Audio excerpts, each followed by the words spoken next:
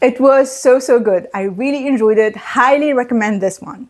Hello besties, welcome back to the channel. I hope you're having a great day. Today is my August wrap-up video, so I'm going to talk about all the books that I read in the past month.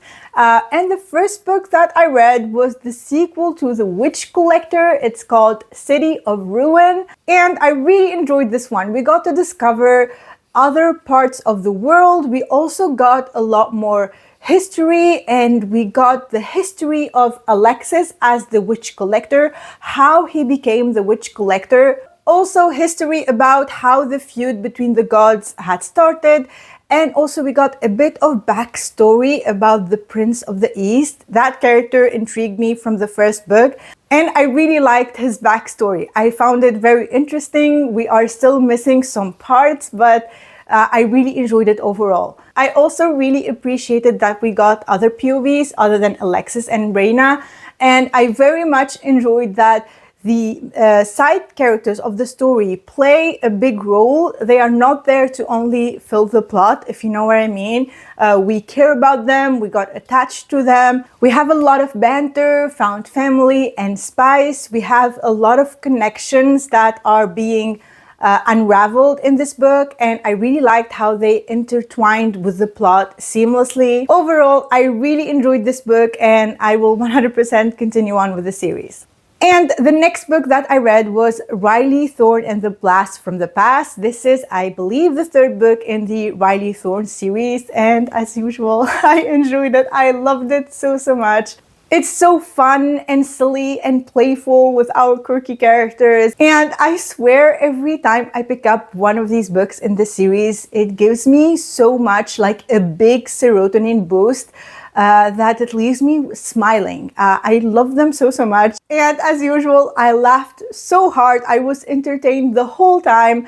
5 out of 5. And the next book that I picked up was Shanghai, Immortal. I really had high hopes for this one. I really loved the synopsis, and especially that it was advertised as an adult fantasy. But unfortunately, I couldn't see it in how the characters behaved, and especially our main character. Her name is Lady Jing. She's half vampire, half fox spirit. I found that she's so immature in her behavior.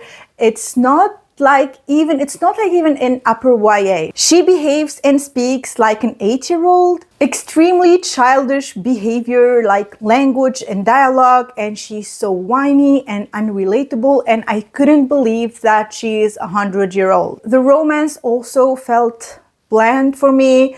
To be honest, it wasn't even YA. It pulls more towards middle grade. And if I had known that before picking up the book, I would have maybe prepared myself to read like that type of fantasy. But because it was adult, and because I read the synopsis was really good, it was very promising, I didn't expect that we had this level of immaturity. Like, for example, with terms of piss fart, turd, like turd face, turd eggs, they were showing up a lot, and I mean a lot, from a character who is supposed to be a century-year-old badass immortal. It didn't add up to me, and I really wanted to love this. The synopsis sounded exciting, the premise was so original, but like the execution did not work for me, unfortunately. So yeah, that was my experience with this book. The next book that I read was Middle of the Night by Riley Sager. In this book, we are following Ethan. Ethan is, I think, nearly 40 or is 40 years old, and he goes back to his hometown where he grew up. And also it is where his best friend went missing. One night when they were, I think, around 10 years old, they were camping in Ethan's house backyard. And when he woke up in the morning, Ethan found out that his best friend went missing during the night, and he never remembered, or he couldn't recall anything from that night because he was sleeping, and they tried everything, the police tried everything, but he couldn't recall what happened that night. Anything he heard or anything he witnessed, he couldn't remember that night. So now he's 40 years old and he's struggling with insomnia, and because of that, a lot of childhood memories are resurfacing while he's living in his parents' house. And also he starts noticing very weird things that happen during the night. Now, hearing it like this, the synopsis sounds extremely eerie and ominous, and I really wanted this book to be more chilling and suspenseful, but unfortunately it wasn't. It was the least spooky / creepy book that I read from this author, from Riley Sager, and I gave it 3 stars. We got some moments of excitement, but that was it. So yeah, I mean, comparing this to his other books, his other ones were much better in my opinion. But the writing was still good. I think if you are new to thrillers, you will enjoy this one. The next book that I read was My Roommate is a Vampire. This was a quick, fun read. Nothing too special. I thought that the attraction at the beginning of the book especially was like purely physical. And I felt like Frederick was expressing more his feelings and his want for her more than what she was expressing for him. Also, he was supporting her more. He was supporting her art and he was like encouraging her all the way. And I didn't feel like it was balanced between what he was giving and what he was receiving from the other part. So yeah, that detail bothered me a little bit. And I also noticed that the word in hindsight was used a lot in this book. Like, and every time I saw it, I was like, again, we are using this again. It was used a lot and it bothered me. I don't know if other people felt the same way, but for me, I don't know. My mind was focused that this word was used a lot in the book. And it was used a lot, but I still enjoyed it as a palate cleanser. It was a light, fun, paranormal rom-com. And the next one that I read, also by Riley Sager, The Only One Left. And let me tell you, this was much, much better than The Middle of the Night. We have an old mansion with very suspicious occupants full of dark, rich family secrets. We have a horrible murder that happened in that mansion years and years ago. And we also have a missing person, and we have the most eerie atmospheric vibes. I really enjoyed this one. There were a lot of twists, more than I can count, especially towards the end of the book, of course, when the revelations come up. This genuinely shocked me. The plot also moved at a good pace. It kept me guessing. It was addictive. It kept me on the edge of my seat. And we were also in an isolated setting in this mansion with an unreliable narrator, which made it much, much more exhilarating. It was so, so good. I really enjoyed it. Highly recommend this one. The next book that I read was Promises and Pomegranates by Sav R. Miller. Let me just start by saying I enjoyed this one. This is a dark mafia romance. I enjoyed it, but what I felt was missing in this book were more like emotional connection between the main characters. Although I loved Kel and Elena together, I didn't feel as emotionally involved in their relationship. We have the don't touch her vibe, but I felt, especially in the beginning of the book, that the connection between them was purely physical. And this is a Hades and Persephone retelling in a mafia world, and I really loved how Kel portrayed Hades in the story. I really enjoyed it. It was fast-paced, the romance was good, but as I said, I hope we get more emotions, especially in future books, because I'm planning on continuing on with the series. So yeah, this was Promises and Pomegranates. Okay, the next book that I read was finally Powerless by Lauren Roberts. I really loved this book. I didn't give it 5 stars. If you follow me on Goodreads, you already know, but I really loved it. I didn't give it 5 stars because I believe that there is nothing new, nothing that we haven't seen before in this book. But we got all the beautiful scenes that we all love and enjoy in a fantasy romance, like caring for each other when injured.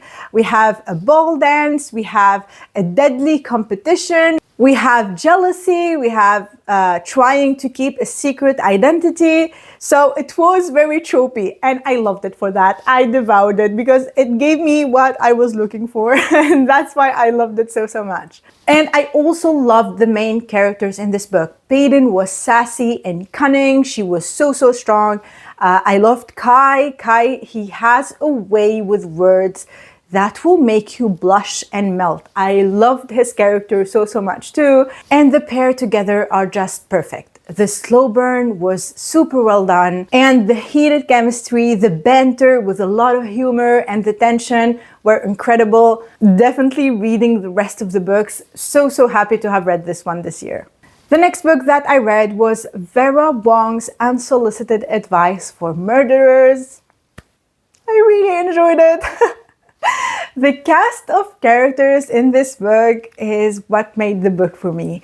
They are all, I will talk about Vera later, but all of the other characters, Vera included, all of them were like very relatable people, characters with like relatable true life struggles, and it really touched me. I really bonded with this group of friends, and I loved how they bonded with Vera, each of them in their own way for very distinct different reasons. And Vera was a force of nature. No one messes with Vera. I loved her so much. She's quirky and has this kind of like sweet innocence, and she has the biggest heart, but at the same time, you don't mess with her. She's so determined and willing to do anything to achieve what she sets her mind to. And in this book, she's determined to solve the murder that occurred in her tea shop. They found a corpse, they found a body in her tea shop, and she's determined to find out what happened. I loved the found family, and the overall story was heartwarming and cute. I really loved following these characters around. Highly recommend this one. The next book that I read was also finally Assistant to the Villain. This was so good. It made me laugh so hard. This is a rom-commy adult romantasy, but let me mention that there is no spice in this book. It didn't bother me at all. I know some people care about spice. It didn't bother me at all. The story in itself was like super cute and funny and lighthearted, and I know also that some people do not like spice in their books, so this is perfect for you. It was just hilarious and cute and a blast to read. I flew through it. I found myself giggling constantly.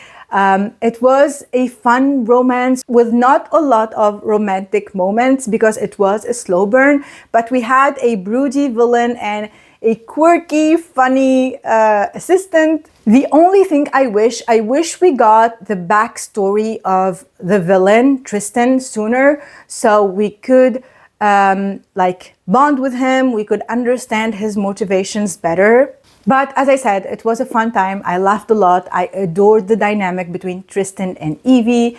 I loved the romance, the slow burn, and I also loved Kingsley the frog with his like signs. That was super funny. That's Kingsley right there.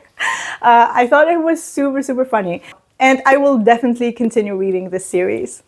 And the next book that I read was The Secrets in Shadow and Blood. This is book 1 in the Season of the Vampire series. I loved the main character in this book, Indigo, the MMC. He was very kind and loyal and protective of Violet, our female character. And I loved Violet too. She's a science geek, and she also learned how to protect herself as a human from the dangers in this world, how the world changed, all the supernatural creatures, and especially from vampires. We have fated mates, we have enemies to lovers, we have a reverse grumpy sunshine, and we also have a heroine with hidden powers. But I think if I have read the first 3 books that came before this one, the first trilogy, I think it's called The Fae Guardians, I would have enjoyed this one much more.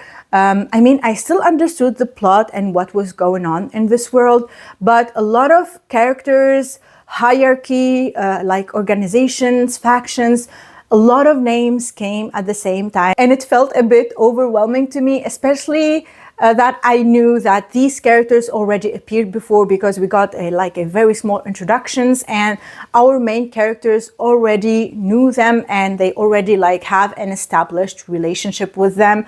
So I think it is better to read the first series so you can enjoy and appreciate these books more. I believe I would have cared for the characters more if I have read that first trilogy first. But nonetheless, I think that this is a decent paranormal romance, and I'm so happy that we didn't get a smut overload and we actually got a plot in this book. So I'm so happy to report that yes, this is a solid story and I would recommend it, but definitely read the first series first. It is called The Fae Guardians, and especially that a lot of people adore that series. So yeah, highly recommend reading that one before this. And yeah, that was it for me today, book besties. If you made it this far, leave me the vampire emoji, and if you enjoyed the video, please watch one of these videos. That would help me out a lot. And also don't forget to subscribe and join the amazing community of book besties here. Thank you so much for watching, and I will see you in the next one. Bye.